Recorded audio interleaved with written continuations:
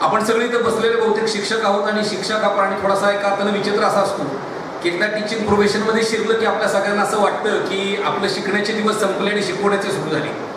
म्हणजे इथून पुढे आपण फक्त लोकांना ऐकवायचं असतं आणि बहुधा आपण काय ऐकायचं नसतं. बऱ्याच वेळा ते थोडंसं खरंही असतं म्हणा. पण जी व्यक्ती बोलायला सुरू झाल्यानंतर ज्यांचं बोलणं कधीच थांबू नये, त्यांनी असंच बोलत राहावं असं वाटतं. असे वक्ता दहशतशहस्त्रेषु असं ज्यांना म्हणू शकतो, असे इंद्रजित देशमुख साहेब आपले प्रमुख अतिथी आहेत. मी देशमुख साहेबांना विनंती करतो की साहेब या निमित्तानं आपण आपले विचार व्यक्त करावेत आणि आम्हाला मार्गदर्शन करावं. माननीय इंद्रजित देशमुख साहेब.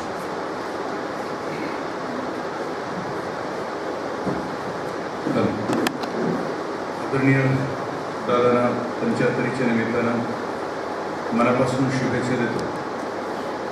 आणि त्या निमित्तानं आयोजित करण्यात आलेल्या निष्ठावंत आणि कर्तव्यनिष्ठ अशा या संकुलामध्ये काम करणाऱ्या सर्व गुणवंतांचा जो सत्कार आयोजित करण्यात आला होता त्यांचंही मनापासून मी अभिनंदन करतो.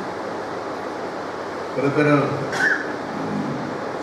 कोरोनाच्या कालावधीनंतर मगाशी दादा ते असं म्हटले की कोरोनानं गेल्या 1.5-2 वर्षामध्ये आम्हाला सगळ्यांना थांबवून ठेवलं आणि थांबवल्यानंतर आता झेप घ्यावी, मध्ये जी एनर्जी पोटेन्शियल एनर्जीमध्ये कन्वर्ट झाली होती ती जरा कायनेटिक एनर्जीमध्ये कन्वर्ट होऊन एक नव्या दमानं काम करावं अशी त्यांची मनोगतामध्ये त्यांनी व्यक्त केली. असं म्हटलं जातं की कोरोनानं खूप काही शिकवलं.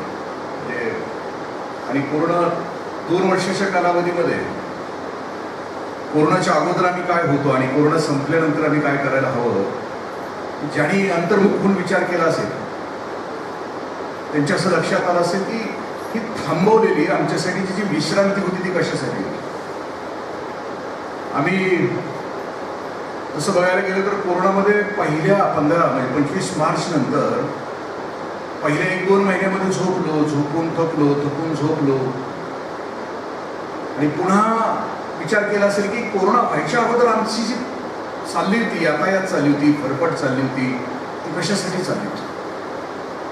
मी गमतीनं परवाच्या साहित्य संमेलनामध्ये असं म्हटलं की जगणं काय असतं आणि जगायला काय लागतं याचं खूप उत्कृष्ट उदाहरण या कोरोनानं आम्हाला सगळ्यांना शिकवलं. तुकोबरायांचे खूप सुंदर अभंग आहे. तुकोबराय असं म्हणतात की जगायला काय, लई नाही मागणे आता, पोटापुरती देई विठ्ठला, भाकर ताजी अथवा शिळी देई भुकेचे वेळी विठ्ठल. म्हणजे भूक लागते पहिल्यांदा, भुकेनंतर भाकरी दे. माझ्यासारख्याला भूक नाही लागत कारण वेळ झाली म्हणून आम्ही खातो. भूक लागल्यानंतर खाणारी माणसं खूप वेगळी असतात. ते म्हणतात की वस्त्र नवे अथवा जुने देई अंग भरून विठ्ठल. 1.5-2 वर्षाच्या कालावधीमध्ये वस्त्र आपल्या सगळ्यांच्या लक्षात आलं असेल की आम्हाला नाही 2 बरमुडा आणि 2 टी-शर्टवर 2 वर्ष काढली तशी आहे. आता हे नवीन कोट घातले ते आता शाळा सुरू झाल्यानंतर किंवा या 3 लाटा येऊन गेल्यानंतर काहीतरी अवतार कार्य शिल्लक आहे म्हणून पुन्हा एकदा ही वस्त्र आपण परिधान केलेली आहे. म्हणजे उचललंच नाही आम्हाला 3 लाटेमध्ये आणि आता अवतार कार्य शिल्लक आहे ते भरीव स्वरूपामध्ये करायचं आहे भविष्यामध्ये यासाठी. आणि मग ही वस्त्र घातलेली कोट वगैरे हे 3-4 दिवसापूर्वीच कदाचित धुतले असते, नाहीतर 2 वर्षे कपाटातच होते. आपल्या साड्या सिफॉनच्या, जॉर्जेटच्या, आईच्या आईनं दिलेली, बानं दिलेली, बाच्या बानं दिलेली, रंग चांगला, सूत चांगला, सगळं कपाटात थांबवून ठेवलं होतं. आणि थांबवून यासाठी ठेवलं होतं की विचार कर, जरा तरी विचार. आणि आता पुन्हा याच्यातून बाहेर पडल्यानंतर पुन्हा पहिल्यासारखं नगावं, नव्या दमानं काट टाकण्यासारखं नव्या ऊर्जेनं बाहेर पडायचं. गरुड नावाचा एक पक्षी आहे, त्या गरुड पक्षी असं म्हटलं जातं की 70 वर्ष जगतो आणि 70 वर्षामध्ये तो 40व्या वर्षी एक 150 दिवसाची तो एक विश्रांती घेतो. ती विश्रांती कशी असते, का असते, कशासाठी असते. त्या 40व्या वर्षी गरुडाचं सगळ्यात मोठी क्षमता जर कोणती असेल, ताकद कोणती असेल तर गरुडाची सगळ्यात मोठी क्षमता आणि ताकद आहे झेप आणि भरारी. गरुड ज्या वेळेला आकाशामध्ये फिरत असतो त्यावेळेला तो त्याचं भक्ष्य शोधत असतो. त्याचं आवडतं भक्ष्य आहे जहरीला नाग त्याला आवडतो खूप. आवडता पदार्थ कशाला म्हणायचं, गळ्यापर्यंत टाचून खाल्ल्यानंतर सुद्धा ज्या पदार्थाचं नाव घेतल्याबरोबर जिभेवर टचकन पाणी उभं राहतं त्याला आवडता पदार्थ म्हणायचं. पांढरा रस्सा तांबडा रस्सा म्हटलं की कसं होऊन जातं, एकदम म्हणजे मेलेले जरी असेल तरी आपण उठून बसतो, त्याला आवडता पदार्थ असतो. तसा त्या गरुडाला सगळ्यात आवडता पदार्थ कोणता असेल तर नाग आहे, झरीला नाग. तो दिसला की तो झपदिशी खाली येतो. खाली आला की तो आपल्या नख्यांच्या मध्ये पकडतो. पकडून तुला त्याला वर घेऊन जातो. वर गेल्यानंतर तो जर बळबळणार असेल, निसटला त्याच्या नख्यातून, तर तो खाली जमिनीवर पोहोचायच्या अगोदर तो येतो गरुड आणि नख्यांच्या मध्ये पकडतो आणि पुन्हा झेल येतो. ही त्याची क्षमता आहे, ही त्याची कॅपॅसिटी आहे. 40व्या वर्षी त्याच्या आयुष्यामध्ये त्याच्या पंखांचा भार वाढतो, पिसं वाढतात, पंख जड होतो, त्याची चोच वाकडी होते, तो भक्ष्य नाही खाऊ शकत. त्याच्या ज्या नख्या आहेत की ज्या पकडू शकतात भक्ष्याला, त्या नख्याही खूप वाढतात. त्याचं जगणं मुश्किल होतं. आणि मग अशा वेळेला तो जातो जंगलामध्ये, निर्जन जंगलामध्ये, आणि एका काळ्या पत्थरावर तो बसतो. तो 100-150 दिवस बसतो. त्या 150 दिवसामध्ये तो करतो काय त्या विश्रांतीमध्ये? पहिल्यांदा त्याची चोच जी काम करत नाहीये, खूप वाकडी झाली, ती चोच त्या दगडाला घासून पूर्ण संपून टाकतो. संपल्यानंतर पुन्हा ती चोच नवीन येते. ती चोच नवीन आले की वाढलेल्या पंखामध्ये पिसांचा जो भार आहे, तो भार त्या चोचीनं तो काढून टाकतो आणि पंख हलके करून टाकतो. त्याच चोचीनं तो वाढलेली जी नखं आहेत की जे भक्ष्य पकडू शकत नाहीत, ती नखं तो कुरतडून टाकतो. आणि 150 दिवसानंतर तो एकदम नवीन होतो, ताजा तवाना होतो. आणि पुन्हा झेप घेतो. तो पुन्हा 30 वर्ष आपलं आयुष्य खूप उमेदीने जातो. कदाचित अख्ख्या मानव जातीसाठी 2 वर्ष जी आमची पिसं वाढलेली होती, जी आमच्या नख्या वाढलेल्या होत्या, जी आमची चोच वाढलेली होती, सगळ्याच क्षेत्रामध्ये ती नव्यानं ताज्या दव्यानं आम्हाला पुरून टाकण्यासाठी कदाचित ही विश्रांती होती आमच्यासाठी. मग आता आम्ही ठरवलं, ज्यांचा सत्कार झाला. खरं तर मी सरकारी नोकरीमध्ये काम करत असताना कर्मचाऱ्यांचे कित्येक प्रकार असतात. 4 प्रकार असतात साधारणतः: अयशस्वी, डुप्लिकेट अयशस्वी, डुप्लिकेट यशस्वी आणि यशस्वी, असे 4 प्रकार असतात. मी जे आता लक्षणं सांगतो आहे ते कदाचित कुणाला जुळत असतील तर तो योगायोग समजावं. ते काय मी ठरवून बोललेलं नाही. अयशस्वी सगळ्यात शेवटचा जो असतो, अयशस्वी 4 नंबरचा, त्याला माहित नसतं मी का जन्माला आलो, मी का नोकरी करतो, मी का जगतो, माहित नसतं. तो सॉल्मन ग्रँडीच्या त्या कवितेसारखं सगळं असतो. तो सोमवारी जन्माला येतो, मंगळवारी मोठा होतो, बुधवारी त्याचं लग्न होतं, गुरुवारी त्याला पोरं होतात, शुक्रवारी तो आजारी पडतो, शनिवारी लईच आजारी पडतो, नाईटवारी त्याला माहित नसतं मी का जन्माला आलोय. तसं नोकरी करताना सुद्धा तो तसंच असतो. तो येतो अगदी वेळेवर 10 वाजता, संध्याकाळी बरोबर 6 वाजता घरी जातो. इथं सुद्धा आता जर बसलेला असेल तर असा बसतो आणि असा ऐकत असतो की जणू मी कानच सगळे तुझ्याकडे दिले. त्या वक्त्याला असं वाटतं की अरे सगळ्यात मोठा श्रोता माझा तोच आहे, पण त्याला काहीच कळत नसतं. अयशस्वी, याचं सगळ्यात मूलभूत चूक त्याच्या आयुष्यातली असते की त्याला माहित नसतं की मी का जन्माला आलो आणि माझं प्रयोजन काय, मला का जगायचंय माहित नसतं. बस जगतो एक रटाळ. जसं की आमची रिटायर झालेली काही माणसं असतात, रिटायर झाल्यानंतर ती जगताना अशी जगतात की सकाळी एकदा उठतात आणि त्या नाना नानी पार्कमध्ये जातात आणि तिथं जाऊन ते हसत असतात.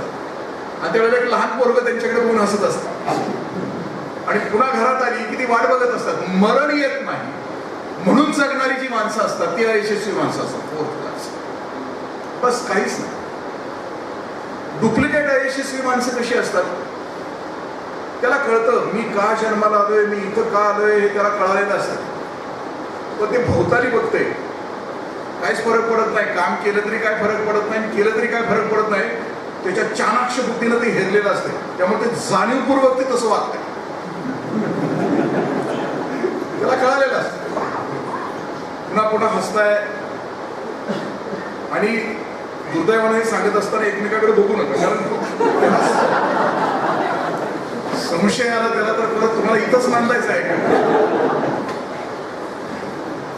डुप्लिकेट आहे म्हणजे याला कळून सुद्धा तो तसा वागत, त्याला कायमचं एक जडत वालेलं असतं. मग हे कसे असतात डुप्लिकेट यशस्वी माणसं? आमच्या सरकारी खात्यामध्ये 10 वाजता शक्यतो येतात. आलं की आपल्या टेबलवर फाईल वगैरे काढून ठेवतात. त्यांच्या काही पेशी आहेत त्या गतिमान होतात. 12 वाजता यांच्या काही पेशींना चहा प्यावासाच वाटतो. आणि सकाळी आल्या आल्या टेबलवर बसल्या बसल्या यांनी ठरवलेलं असतं की सकाळी कुणाला बुडवायचं, दुपारच्या चहाला कुणाला बुडवायचं. गिराईक ठरवलेलं असतं. डुप्लिकेट आहे, जाणीवपूर्वक ती तशी वागत असते. मग 12चा चहा झाला की 1:30 वाजता पुन्हा यांच्या लंचच्या पेशी आणखी कार्यान्वित होतात. भूक लागलेली नसते मी मगाशी, वेळ झाली म्हणून याला खायचं असतं. एकदा गिळायचं किंवा डबा जर मोकळा घरी गेला नाही तर बायको काय म्हणेल म्हणून कदाचित खायचं असतं. दुपारचं जेवण झालं की पुन्हा 4 वाजताचा चहा. 4 वाजताचा चहा संपला की 5:30 वाजता गटोळं बांधून ठेवलं. सगळं जे काय असेल आपले बॅग बिग आवरून चकाचक आणि बॉसच्या केबिनकडे बघतो. 5:45ची बॉसची केबिन वेळ आहे सरकारी. 5:45 पर्यंत जाते का नाही 5:30 पासून सुरू असते. 5:45 पेक्षा जर बॉस जास्त काळ थांबला केबिन मध्ये तर मेला. शिव्या किती खायला येतं. म्हणजे याचं जणू 10 ते 5:45 एवढंच घड्याळ याच्यासाठी आहे का? डुप्लिकेट आहे शिशू. यांच्याकडे बघितलं तर हे 5:45 वाजता घरी जायची गडबड करत असतात. पण घरी जाऊन पण यांनी उजेड पाडलाय संसारामध्ये असं काहीच नसतं. घरी गेल्यानंतर सुद्धा टीव्हीचे चॅनल बदलत तिथंच जेवण करून तिथंच झोपलेलं असतं. सकाळी उठलं की आणखीन बायकोला त्रास द्यायला सुरुवात करते की 10ला ऑफिस आहे, 10ला ऑफिस आहे, 10ला ऑफिस आहे. ती बिचारी याच्या वैतागाला सगळं करून 10 वाजता एकदा याचा डबा दिली की ती मोकळी होती. डुप्लिकेट आहे. फक्त चाललंय, वाहत राहते आणि ठरवून जगते. हे तसं ठरवून जगत. याची गिराईक ठरलेली असते की रविवारी कोणाला बुडवायचं ठरवून ठेवलेलं असतं ह्या सगळ्या लोकांना. त्याच पद्धतीने जगत. डुप्लिकेट यशस्वी माणसं. डुप्लिकेट यशस्वी माणसं काम नाहीत करत पण ती पुढं करतात. अथॉरिटीच्या पुढं करतात. दुसरी गोष्ट त्यांचं वैशिष्ट्य असतं की यांचं एक ब्रीद वाक्य असतं, नाही तर म्हणायचं नाही आणि करायचं तर नाही. मी अधिकारी असताना मी बोलवायचो डुप्लिकेट यशस्वी माणसांना बोलवायचं, त्यांना काम सांगायचो. ते येताना ते नोटपॅड घेऊन यायचे. जे नोटपॅड घेऊन येतो ना कर्मचारी की लक्षात घ्यायचं की ह्याच्या लक्षात राहत नाही, ह्याला करायचं नाही. पण ह्याचा अभिनय जगात तोड नाही. त्याच्या अभिनय की असं पुढे उभं राहिलं त्याला काम सांगितलं ना ते मध्ये येस सर ते लिहून घेतोय त्या कागदावर. काय लिहितोय कोणाच टाकतो. आणि आठवड्यानंतर त्याचा जर आढावा घेतला तर ते म्हणते नो सर. यांचं ब्रीद वाक्य असतं नाही तर म्हणायचं नाही आणि करायचं नाही. यांचं ब्रीद वाक्य असतं. जी यशस्वी माणसं असतात यशस्वी त्यांचं ब्रीद वाक्य असतं येस आय कॅन. येस. ती उत्तराच्या बाजूला असतात. ती समस्येच्या बाजूला कधीच नसतात. ती विजयाच्या बाजूला असतात. त्यांच्या ठिकाणी वेळ ही गोष्ट खूपच हे असते. ही माणसं आम्ही बघितली की यांच्या चेहऱ्यावर काय सातत्यानं आनंद असतो. म्हणजे जी माणसं यशस्वी असतात त्यांचे चेहरे फुललेले असतात, उमललेले असतात. 4 एंगलच्या बाटल्या पेल्यासारखं यांचं थोबाड नसतं. कायम प्रसन्न असतं. जी माणसं आपल्या जगण्यातला आनंद लुटत असतात काम करता ती माणसं सगळी यशस्वी असतात. यशस्वी माणसाची काम करण्याची पद्धत कशी असते? रंगून गेलेलं असतं काम. मी मगाशी ऐकताना असं म्हटलं की ते शिपाई आहेत, पहिल्या दिवसापासून आहेत, थकत नाहीयेत, कामच करतायत. सगळ्यात म्हणजे महत्वाचं आम्ही सरकारी नोकराला आम्ही म्हणायचो की त्याचा ड्रायव्हर, त्याचा शिपाई, त्याचा बॉस नीट असला तर जगणं नीट असते. नाही तर काय खरं नाही. याचं एक जरी बिघडलेलं असतं तर त्याचा मेंदू बरबाद होतो. कारण ही सगळी जवळची माणसं असतात. आणि बॉसचे पण प्रकार 4 असतात. जाता जाता बॉस सांगून जातो. म्हणजे बॉसचे पण प्रकार 4 आहेत. पुन्हा ही बॉसची लक्षणं मी सांगत असताना आपल्या बॉसकडे वाकून बघू नका. पहिल्या प्रकारचा बॉस असतो तो सुस्त प्रकारचा बॉस. सुस्त. हे चालताना सुद्धा वाटतं की कसला जन्माला ते खुर्चीत बसलं की म्हणजे ते सही करताना सुद्धा इतकं जड करत राहत. म्हणजे आमच्या सरकारी खात्यामध्ये जर फाईलवर आली तर डाव्या बाजूला कोंबडी कोंबडा लांडोर असतात, हरून वर फाईल येते, कसं वसं ऑफिस सुपरिटेंडेंट ते असं त्याच्या डाव्या बाजूला शिक्क्याच्या ते असं कोंबडी कोंबडा लांडोर करत असतात. हे जे सुस्त प्रकारचं असतं ते वाचायच्या भानगडीत पडत नाही, तशीच सही करतो त्याच्या आपला मोर करतो सुस्त. ते 12 वाजता घरी जातं, जेवतं, वामकुक्षी घेतं, 4 वाजता येतं, 5:30 वाजता पुन्हा घरी जातं. दिस इज सुस्त. दुसऱ्या प्रकारचा बॉस असतो तो त्रस्त. याच्या केबिन मध्ये गेले की वस्कन अंगावर येत असते, याला काय झालेलं असते माहिती. म्हणजे कदाचित बाहेर ज्याचा प्रभाव असतो घरात त्याचा पराभव असतो, कारण तिला त्याचा स्वभाव माहित असतो.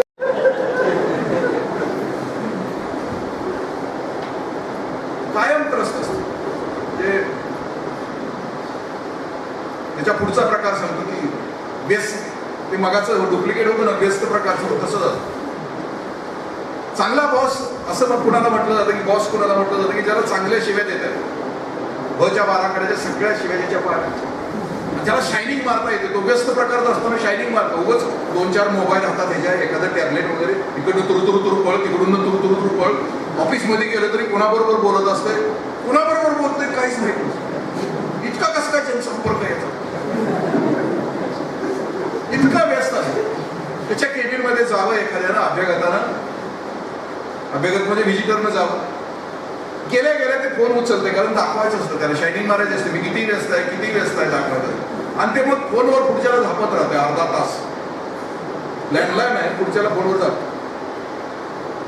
लँडलाईन ते ठेवून देते. ते पुढच्याला आला विचारतं कार आलं, ते म्हणजे काय नाही, कारपासून तो फोन डेड आहे, ते दुरुस्त करायला.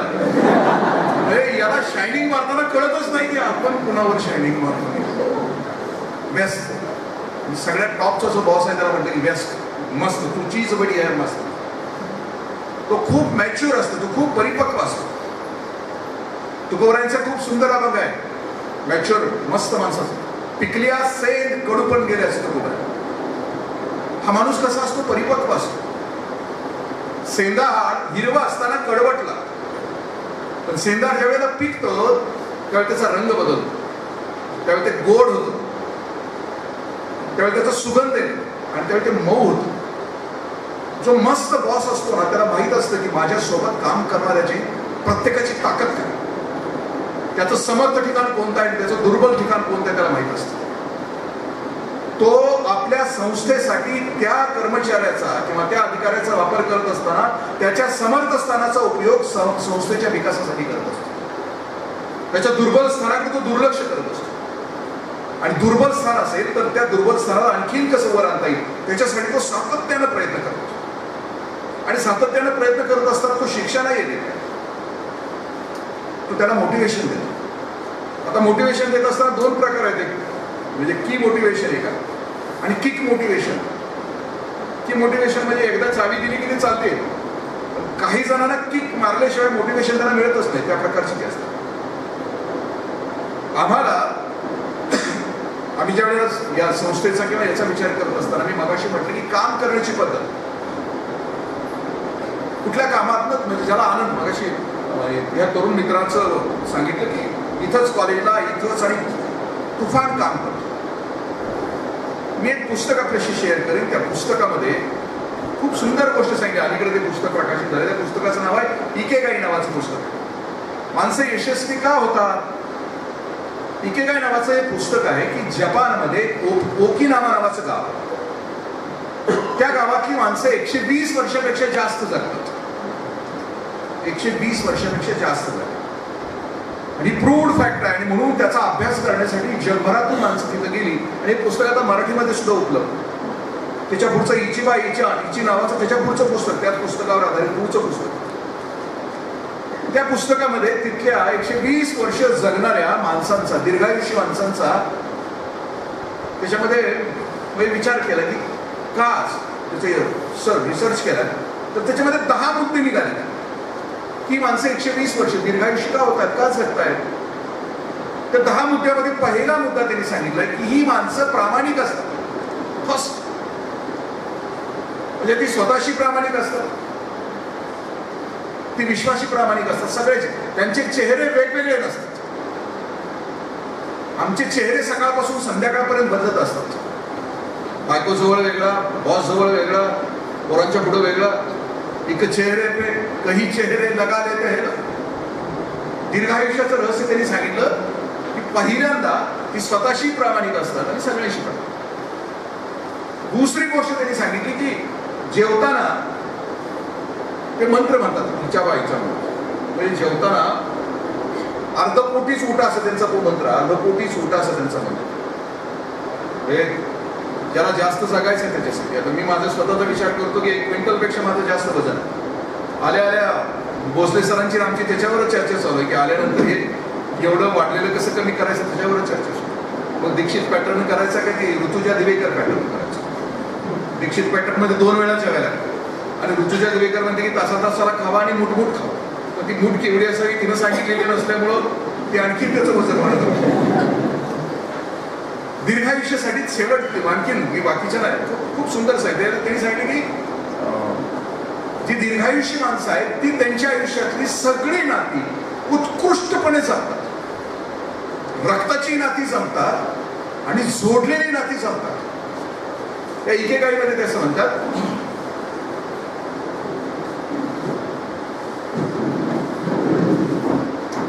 आपल्या लक्षात येत असेल की नातं म्हणजे मगाशी निशांत दादा जे गहिवरले होते त्याच्या पाठीमागं कारण आहे. एका कर्तबगार वडिलाचे पाठीमागं वारसा चालवत असताना त्याच ताकदीनं प्रतिसाद मिळवायचा असतो समाजात. की नातं म्हणजे रक्ताचं असताना सुद्धा पुन्हा जबाबदारीचं नातं ज्या वेळेला आपल्याकडे येऊन पेल पडतं त्यावेळेला ते पेलण्याची ताकद आपल्यामध्ये यावी आणि भविष्यामध्ये तुम्ही सगळ्यांनी साथ द्यावी यासाठी तो गहिवर होता. ज्याला दीर्घायुष्य व्हायचं आहे त्याच्यासाठी म्हटलं की त्यांनी सगळी नाती जपायची असतात जोडलेली. तुमच्या लक्षात येत असेल की तुमचं ज्याच्यावर प्रेम आहे असा तुमची प्रेममूर्ती तुमच्याबरोबर एक दिवस बोलायची बंद झाली तर तुम्ही त्या दिवशी उद्ध्वस्त असता, खूप निराश असता. त्या दिवशी दिवसभर तुमच्या शरीरातलं केमिकल्स चेंज झालेले असतात. हे चुकून आता दगडाच्या काळजात असेल तर त्याला काहीच होत नाही. पण मी जे सांगतोय की ज्याला काळीज आहे, ज्याला हृदय आहे आणि शिरीषबाईच्या भाषेमध्ये प्रेम करतात, हृदय अर्पण करतात ती माणसं वेगळीच असतात. पूर असतो त्यांच्या जगण्यामध्ये. उंच उठतात तेव्हा खोल उडी मारतात. ती सगळी नाती सांभाळत असतात. सोपं नाहीये. हम दो हमारे दो सांभाळताना किती यातायात आपली चाललेली असते. 300 माणसांचं कुटुंब सांभाळताना किती त्रास होत असेल कुटुंब प्रमुखाला. प्रत्येकाची तरा वेगळी, जगणं वेगळं. बऱ्याच वेळेला असं घडत असतं की एकमेकाच्या सुखाशी करार केला त्यांनी, माझी जेव्हा अडचण झाली तेव्हा माझीच शिकार केली त्यांनी, असं होत राहतं. तसं होऊ नये म्हणून सगळी नाती जपणं. आणि पुढची गोष्ट त्यांनी सांगितली ज्या गोष्टीविषयी मी आपल्याशी शेअर करतो की जे यशस्वी निष्ठावंत आपल्या आयुष्यामध्ये यशस्वी होतात ते इकेगाई शब्दच त्याच्यापासून आला. की इकेगाई या शब्दाचा अर्थ असा आहे की जे करत असताना त्या माणसाला वेळेचं भान राहत नाही. अशी गोष्ट त्याला त्याच्या आयुष्यामध्ये मिळाली, कळाली तर तेव्हा तो दीर्घायुष्य. एखाद्याला भान राहत नाही मी जे काम करतो आहे. जसं की कार्तिकी गायकवाड तिला गाताना भान नाही राहत. एखादा अभिनेता असेल तर तो अभिनय करताना त्याला तो त्याचा इकेगाई आहे. आम्ही नोकरीत आल्यानंतर आमचा इकेगाई आहे की आम्हाला इथं कॅम्पसमध्ये पाऊल टाकल्यानंतर आणि कॅम्पस मधून बाहेर पडेपर्यंत आमचा इकेगाई फक्त संस्था आणि माझे कर्तव्य याच्याशी असतं. आणि तो तितक्याच ताकदीनं देत राहण्याचा. तो कसा असतो इकेगाई फक्त आपल्याला एखाद्या धरणाचं काम चाललेलं असावं आणि 3 गवंडी असायची जे वैतागून काम करते. पहिला गवंडी ठिकऱ्या करते त्या दगडाच्या, त्याच्यामध्ये काहीच नाहीये, दगड पण नीट घडला जात नाही, वैतागाने ते करते. त्या गवंड्याला जर विचार तू काय करतो ते मध्ये दिसत नाही का, डोळ्याच्या कथा झाल्या, दगड गर्दी दिसत नाही, वैतागलेला असतो. दुसरा गवंडी आहे त्याला विचारलं की तू काय करतो, तो घडतो आहे, ठीक करतोय आहे, पण तो म्हणतो की काय नाही मी आज दिवसभर काम करणार, मला संध्याकाळी मजुरी मिळणार आहे, माझं कुटुंब पोचलं जाणार आहे, बस. दुसरा आहे तिसरा जो गवंडी आहे तो इतका मग्न आहे त्याचं काम करण्यामध्ये, तो त्याचा एकेकाई आहे. त्याचा छिन्नी आणि हातोडा त्या दगडावर असा पडतोय की जणू एखादी सतार वाजवाय, जणू संगीत वाजवाय. इतका बेभान होऊन तो काम करतो. आणि त्याला विचारावं की अरे तू काय करतो, तो थांबायला तयार नाही. त्याला खूप हलवल्यानंतर इतका मग्न आहे त्याच्या कामात, आणि खूप हलवल्यानंतर त्याला विचार की तू काय करतो. मग त्यावेळेला तो सांगतो की खूप हसत हसत सांगतो, कारण तो इथे काही जगतो आहे. तो म्हणतो की मी दगड घडतो आहे आणि मला खूप आनंद मिळतो, आणि मी घडत असलेला दगड या धरणाच्या कामाला लागणार आहे, आणि या धरणामुळे पाणी अडणार आणि हजारोंचे संसार फुलणार आहेत. इतक्या उदात्त हेतून मी माझं काम करतो आहे, आणि म्हणून माझी घडताना जी आहे ना एकेकाई ती घडते. मी या संस्थेमध्ये काम करत असताना या देशाचा एक जबाबदार नागरिक भविष्यामध्ये इथून या संस्थेतून बाहेर काढणार आहे, आणि ह्या देशाची तो उत्कृष्ट सेवा करणार आहे. ज्यावेळेला या उदात्त हेतू, आमच्या जगण्याचा हेतू ज्यावेळेला उदात्त होत जातो, त्यावेळेला आमच्याकडून जे काही घडतं ते तितक्याच ताकदीचं आणि तितक्याच क्षमतेचं घडत राहतं. काम कसं असावं याच्याविषयी ज्ञानेश्वरीमध्ये खूप सुंदर उभी आहे. आम्ही जे कर्मयोग करतो सगळेजण, त्या कर्मयोगाविषयी माऊली असं म्हणतात की स्वकर्म कुसुमांची वीरा तोषालाही होय आपण. कर्म हे 4 गोष्टीने बनत असतात. भाव, विचार, वाणी आणि कृती या 4 गोष्टीने माणसाचं कर्म बदलतं. कुठलंही कर्म करत असताना माझा भाव कसा आहे, माझे विचार कसे आहेत ते काम करत असताना, माझी वाणी कशी आहे, माझी कृती कशी. 4 पाकळ्यांचं हे कर्म रोज आम्ही करत असतो संध्याकाळपर्यंत. आणि असं म्हटलं जातं की जो कर्मयोगी आहे, माऊली असं म्हणतात की जो कर्मयोगी आहे त्याला संध्याकाळी झोपताना आपण दिवसभरामध्ये जे काम केलं आहे ते विश्वात्मक देवाच्या चरणावर अर्पण करायचं, ते कर्माचं पुष्प अर्पण करायचं. आम्ही देवाला पुष्प अर्पण, फूल अर्पण करत असताना फुलाची कंडिशन अशी असते की आम्ही देवाला जे फूल अर्पण करतो ते फूल फाटका असता कामा नये, तुटका असता कामा नये, कुचका असता कामा नये, सडका असता कामा नये. जे फूल आम्हाला देवाला अर्पण करायचं आहे ते अखंड असायला हवं, ते रंगीत असायला हवं, ते सुगंधित असायला हवं. असं फूल आम्ही देवाला. तसं माझं आजचं दिवसभराचं जे कर्मपुष्प आहे की जे संध्याकाळी अर्पण करणार आहे, जे मी काम करणार आहे, त्याचा भाव, त्याचा वाणी, त्याचे विचार आणि कृती या 4 पाकळ्यानं बनलेलं माझं आजचं दिवसभराचं जे कर्मपुष्प आहे ते विश्वात्मक देवाच्या चरणावर मी अर्पण करत असताना ते फाटकं, तुटकं, सडकं, कुचकं असणार नाही, तर ते अखंड असेल, ते सुगंधित असेल, माझं मला समाधान देणार असेल. रात्री झोपताना की yes I have done my duty. आज दिवसभरामध्ये निसर्गानं मला जे सामर्थ्य दिलं, जी क्षमता दिली, भावाची, विचाराची, वाणीची, कृतीची, ती अत्यंत योग्य रीतीने मी वापरली, आणि म्हणून माझं आजचं एक कर्मपुष्प विश्वात्मक देवाच्या चरणावर मी अर्पण करतो. ही 1 दिवसाची पूजा झाली, 1 दिवसाची. आणि मग भोसले सरांच्या सारखी अखंड आयुष्याची पूजा होऊन जाते. अखंड आयुष्यभर न फाटलेलं, न तुटलेलं एक कर्मपुष्प रोज आम्ही अर्पण करतो. त्यावेळेला ती स्वकर्म कुसुमांची वीरा, ती फुलांची एक माळ बनून जाते, आणि त्यामुळे ईश्वर प्रसन्न होत असतो. जो अखंड आयुष्यभर निर्दोष कर्म करत राहतो, स्वधर्म जो बापा तो नित्य यज्ञ जाणपा म्हणून देत पापा संचार. म्हणजे जो अखंड आयुष्यभर या पद्धतीने जगत राहतो त्याची पूजा त्या ईश्वराला मानली. तो कर्मयोग आमचा असतो. समारोपाकडे येताना फक्त एवढंच आपल्याशी शेअर करेन की कुटुंब आहे, ते कुटुंब मगाशी विशाल दादांची भावना व्यक्त केली. कुटुंब चालत असताना एकमेकाच्या सहकार्यानं, प्रेमानं, संवेदनेनं चालत असतं. कुठलीही गोष्ट म्हणजे कारभाराचं काम जे असतं ते कसं असतं, पूर्वी कारभारी जो होता, पूर्वीच्या घरातला कारभारी तुम्हाला माहिती आहे, एकत्र कुटुंब. मी एकत्र कुटुंबामध्ये वाढलो, 60-70 माणसांच्या कुटुंबामध्ये वाढलो. आम्हाला माहित नसायचं, आम्ही 8-9 वर्षाचं होईपर्यंत आम्हाला आई कुठली, काकी कुठली माहित नसायचं. बाहेर गेलो, दुःख झालं, कुणी शिवाय दिलं तर घरात आलो, पहिलं लुगडं कुणाचं दिसेल तिच्या पदराखाली आम्ही जायचं. सगळे तितकं प्रेम करायचं. एकत्र कुटुंब पद्धतीतला कारभारी दिवाळीला ज्या वेळेला खरेदीला जायचा त्यावेळेला खरेदी करताना खरेदी आपल्याला करत नव्हता कधी. खरेदी करायचा भावाला, खरेदी करायचा भाऊसाईला, खरेदी करायचा पुतण्याला, म्हणून ते घर सुखानं लागत. हा जो कारभारी आणि कुटुंबाचा रोल असतो तो नेमका रोल संस्थेचा आणि आपल्या बाबतचा असतो कसा.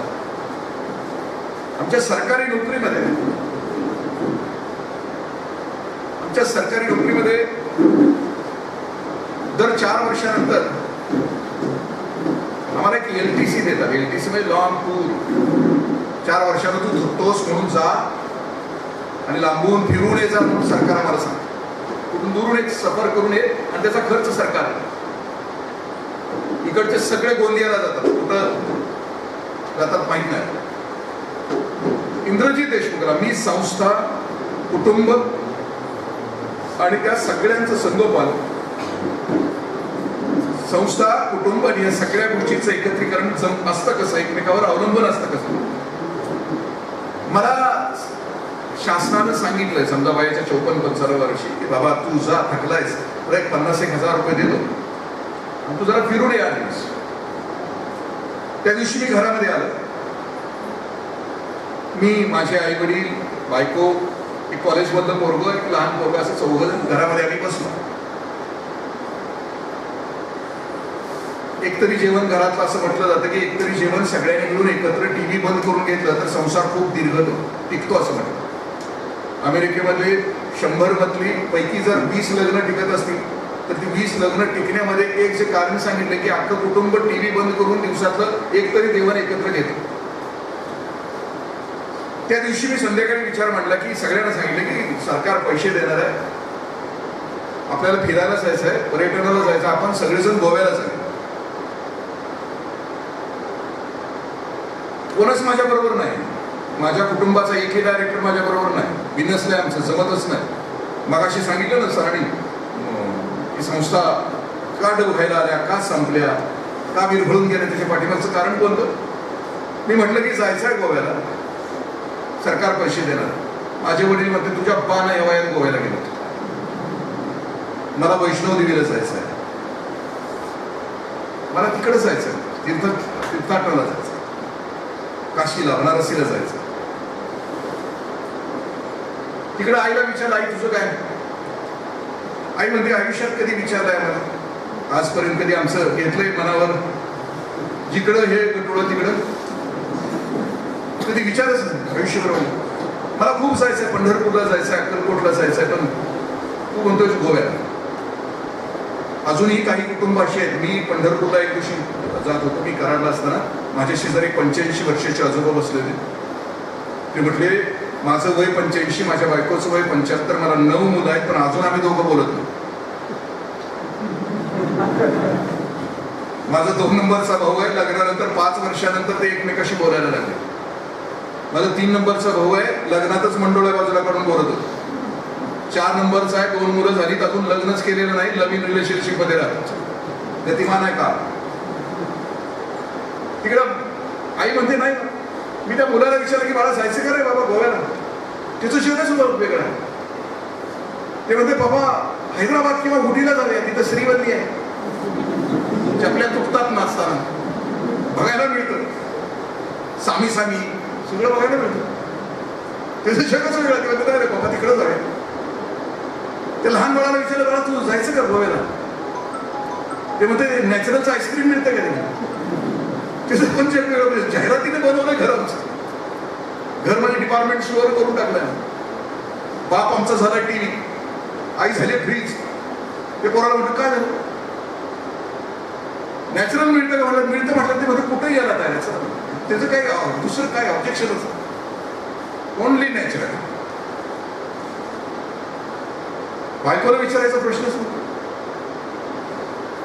सगळ्यांच्या मनाविरुद्ध हे सगळेजण घातले, गाडीत घातले, गोव्याला गेलो पर्यटनात. समुद्राच्या काठाचा एक लॉज घेतला. गंमत अशी की बरोबर हिवसाळा होता. पाऊस, लॉज घेतले त्या क्षणापासून पाऊस पडायला सुरुवात. वाद्या पाऊस, निबार पाऊस. 4 दिवस झाल्यानंतर आम्ही सगळे जेवायला बसलो. आता परतीचा प्रवास, पैसे संपले ना लॉजला घेऊन, पर्यटन झालं नव्हतं. ही गोष्ट खोटी आहे बरं का. फक्त मी संस्था, घर याच्याविषयी पुन्हा माझी बायको भेटली तर विचारते. 4थ्या दिवशी आम्ही सगळेजण एकत्र बसलो. परतीचा प्रवास करायचा होतो. मी म्हटलं की आई बाबा खोटं बिल केलं असतं, 50,000 रुपये मिळाले असते, फर्निचर नवीन आणता आलं असतं. उगाच आपण इथं आलो, 4 दिवस राहिलो आहे, पर्यटनाचा आनंद नाही मिळाला. ना अंजुना बीच, ना डोनापावला, ना मंगेशी टेम्पल, ना ओल्ड गोवा, ना न्यू गोवा, काहीच नाही. पर्यटनाचा आनंदच नाही मिळाला. उगाच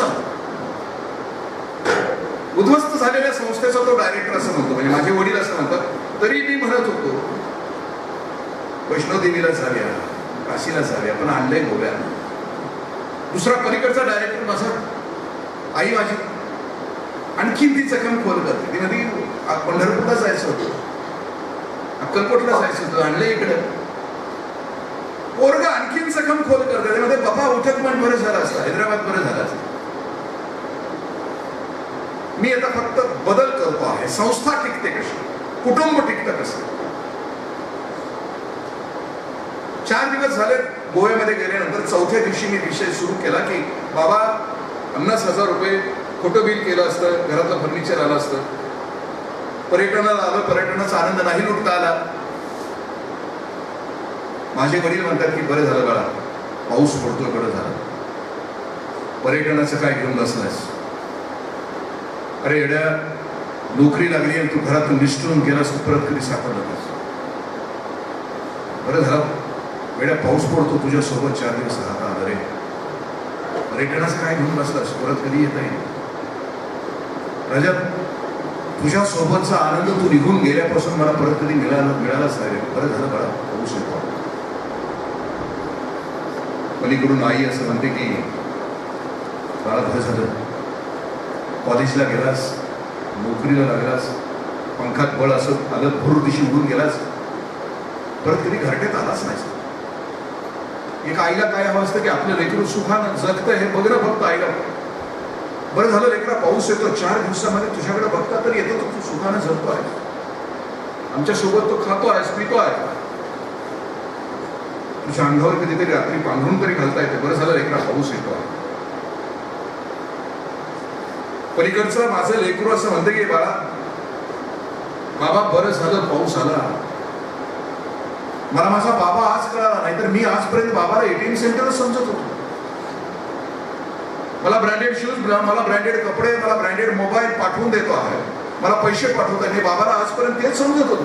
आज मला बरं झालं बाबा पाऊस येतो, 4 दिवसात मला माझा बाबा कळाला. बरं झालं पाऊस येतो, बरं झालं. बरोबर. बायको म्हणते तुमच्याबरोबर संसार सुरू केला, गाडा वाडा रांधा याच्या पलीकडचं आयुष्य सुरू. पती पत्नीच्या नात्याला हजारो बदल असतात, हे 4 दिवसामध्ये थोडे तरी बदल होतात. बरं झालं पाऊस येतो. कुटुंब आणि संस्था चालत असताना कर्तव्याबरोबर एक सकारात्मक भावनेची, विधायक भावनेची जोड असली की संस्था टिकते, घरं टिकतात, माणसं टिकतात आणि जग विधायक बनून जातं. या संस्थेमध्ये ही संस्था निर्माण करत असताना म्हणजे मगाशी दादांना मी बघत होतो की एकानं ड्रेस नव्हता का, कुठला ड्रेस होता, म्हणजे कणखर बाप आणि आई शिक्षक म्हणून बघत असताना बापाची म्हणजे भूमिका कोणती असते शिक्षकाची. आपण कधी श्रीमा माटेंचं वाचले असेल, त्यांच्या लेख वाचले असतील, तर त्या लेखामध्ये बापाची आणि आईची भूमिका त्यांनी सांगितली आणि शिक्षकामध्ये दोन्ही असावं असं. श्रीमा माटे त्यात एक उदाहरण असं सांगतायत की 9वीच्या वर्गामध्ये मी शिकवत होतो, 9वीच्या वर्गात शिकवत होतो. माटे सर म्हणतात की मी फिरून शिकवायची मला सवय, असं माझ्यासारखं बसून नाही, फिरून शिकवायचं, प्रत्येक ओळीमध्ये जाऊन शिकवायची सवय. एक 9वीच्या मुलाला अत्तराचा वास येतो म्हणून त्याला उठवलं, पुस्तक बाजूला ठेवलं, त्याला चोपायला सुरुवात. 9वीत असताना अत्तर लावतो, लाज नाही वाटत, उथळ शकतो. 12वीला 11-12वीला गेल्यानंतर काय करशील? ज्याच्या आयुष्याला सुगंध नसतो त्याला अत्तराची आवश्यकता भासते. बदा मारत असताना माटे सर म्हणतात की त्याला 10 मिनिटं मी मारत होतो आणि तत्वज्ञान सांग. 9वीत असताना अत्तर लावतो. मारून झाल्यानंतर माटे सर म्हटले की मी हातामध्ये पुस्तक घेतलं आणि वाचायला सुरुवात केली, शिकवायला सुरुवात केली. त्या बाळाच्या शेजारचं दुसरं बाळ उठलं, ते म्हणजे सर तुम्ही त्याला मारायला नको. ते म्हणजे का? 9वीत असताना अत्तर लावायला तर भविष्यात ते कसं पाहिजे, चुकीचं वागू नये भविष्यात म्हणून मी त्याला मारतो. तो सांगतो की सर त्याची आई अपंग आहे, त्याला एक लहान बहीण आहे, उदबत्तीच्या कारखान्यामध्ये काम करत असतो. 8 तास उदबत्त्या वळल्यानंतर तो शाळेत येत असतो. त्याच्या शरीराला जो वास येतो ना, कष्टाच्या उदबत्त्या वळलेल्या त्या अत्तराचा वास येतो. माटे सरांनी लिहिले, माझ्या हाताचं पुस्तक गळून पडलं. मी त्या लेकराकडे गेलो, त्याला घट्ट मिठी मारली आणि त्याच्या मस्तकावर मी अश्रूंचा अभिषेक केला. खाली ते लिहित आहे, मगाशी लेकरू चुकून आहे म्हणून जो मार दिला तो बापाचा धाक होता आणि चुकीच्या कारणासाठी मी लेकराला मारलं. त्याच्या मनामध्ये भविष्यामध्ये विकृती येऊ नये म्हणून मिठी मारून त्याच्या मस्तकावर जो अश्रूंचा अभिषेक केला ती आईची हाक होती. 88 सालापासूनची ही संस्था उभी करत असताना एक कर्तबगार बाप या संस्थेला लाभलेला आहे आणि त्यांच्याच 75च्या निमित्तानं खूप विधायक आणि सकारात्मक कार्यक्रम या 300 जणांमध्ये जे निवडलेले आहेत असे सगळेच चांगले आहेत. पण त्याच्यातून आपण तुम्ही सगळे चांगले असल्याशिवाय होत नाही. म्हणजे दुसऱ्याला चांगलं तुकोबाराय म्हणतात की माणसामध्ये 2 प्रकारच्या प्रवृत्ती असतात, पर दुःखे सुखी आणि पर सुखे सुखी. म्हणजे दुसऱ्याच्या दुःखामध्ये सुख मानणारी माणसं, दुसऱ्याचं वाटोळं झालं गेला बरं वाटतं. प्रमोशन झालं की त्याचा सत्कार करायला जाते आणि ती म्हणते ह्याची लायकी, हातात हात गेलते म्हणते कॉंग्रॅच्युलेशन, पण ही लायकी नसताना कसं काय असं मनातल्या मनामध्ये. आणि एखादा सस्पेंड झाला की त्याला भेटायला जाते, आपण उकळ्या फुटत असते पण चेहरा नाराज करून म्हणते तुझ्या बाबतीत वाईटच घडते. आम्ही स्प्लिट पर्सनॅलिटी नाही आहोत तिथं असलेले सभागृहात. टाळ्या ज्या अर्थी प्रत्येक जण वाजवत होते, मनापासून वाजवत होते. मला खूप आनंद होत होता की म्हणजे पहिलं शिल्ड देताना पण टाळ्या, की मोठं बॉक्स देताना पण टाळ्या. म्हणजे तुम्ही थकला नाही, आपल्या योग्य निवड झाली, योग्य माणसाला ते मिळत असताना मलाही आनंद होत असता. परत सुखे सुखे असणारी माणसं या संस्थेमध्ये काम करतात. या संस्थेला भविष्य आहे असं मला वाटतं. मला बोलवलं, एवढा उशीर झाल्यानंतर सुद्धा आपण ऐकून घेतलं. काल 2 दिवसापासून काम करतात, कामानं निस्तेज झालेले तुमचे चेहरे मी बघतो आहे. आता परत संध्याकाळी जेवणाची सोय आहे, बफे सिस्टीम आहे, बफेलो सिस्टीम, उभा राहून चालण्याची पण सोय आहे. सगळ्या गोष्टीचा आपण आस्वाद घ्या. आणि मी दादाला पुन्हा एकदा आपल्या सर्वांच्या वतीने, सगळ्यांच्या वतीने, माझ्या वतीनं हृदयापासून शुभेच्छा देतो. त्यांच्या कर्तबगारीला सलाम करतो आणि निशांत दादांच्यासाठी ही संस्था आणखीन दादांनी केलेला संकल्प एक उत्तराधिकारी म्हणून पूर्ण करण्यासाठी हृदयापासूनच्या शुभेच्छा देतो. जय हिंद, जय महाराष्ट्र.